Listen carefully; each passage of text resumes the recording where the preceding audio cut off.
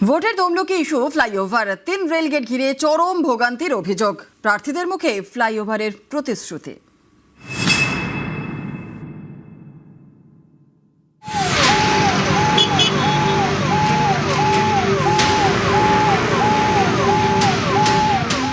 ছবিতেই স্পষ্ট রেলগেট পড়লে কতটা ভোগান্তির মুখে পড়তে হয় তমলুকের বাসিন্দাদের।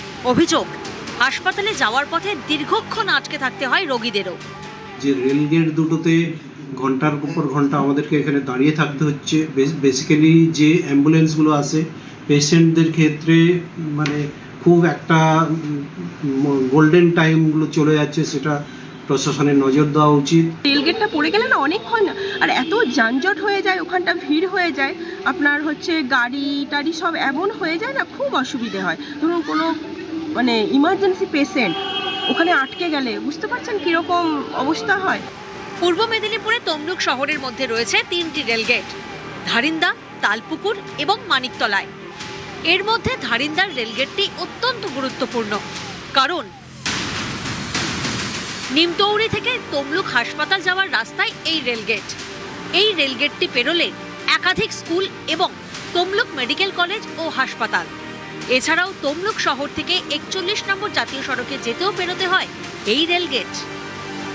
অভিযোগ, এই রেলগেট একবার পড়লে উঠতে অনেক সময় লাগে, ফলে তৈরি হয় যানজট, যার জেরে প্রতিদিনের ভোগান্তি। স্থানীয়দের তাই দাবি, এবার একটা ফ্লাইওভার তৈরি করা হোক, না হলে এই সমস্যা মিটবে না। কারণ এখানে 3টি জায়গায় বড় বড় রেলগেট, রেল ক্রসিং, ধারিন্দা, তালপুকুর এবং মানিকতলা, যাতে ফ্লাইওভার নির্মাণ হয় তাহলে কি হবে, NH 41 যে গিয়েছে হাইরোডের সঙ্গে সংযোগ করা, বাইরের জেলা থেকে রুগী থেকে নানান অফিসার আদালত এখানে আসতে হয়, তো জেলে এখানে কাজ হয়, সেই সমস্ত যানজটের কারণে মানুষের প্রচণ্ড সংকট। এর সমাধান চাইছি।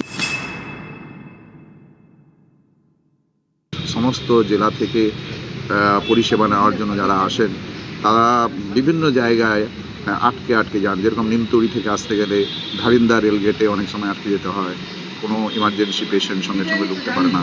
তো এইগুলো নিয়ে সার্বিকভাবে তমলুকের উন্নতি চাই। হসপিটাল মোড়ে ওভারব্রিজ এবং মানিকতলা ওভারব্রিজ দুটো প্রস্তাব আমরা রেখেছি। আমরা ইতিমধ্যে আমি যখন চেয়ারম্যান ছিলাম চিঠি করেছিলাম রেল কর্তৃপক্ষকে, সেটা এখনো ম্যাটেরিয়ালাইজ হয়নি। যদি তমলুকের মানুষ যদি আমাকে বিধানসভা নির্বাচিত করেন, নিশ্চিতভাবে আমি দুটো ইস্যুর জন্য লড়াই করব। তমলুক থেকে ক্যামেরায় সর্বানন্দ মিশ্রর সঙ্গে সুজিত ভৌমিক, নিউজ 18 বাংলা।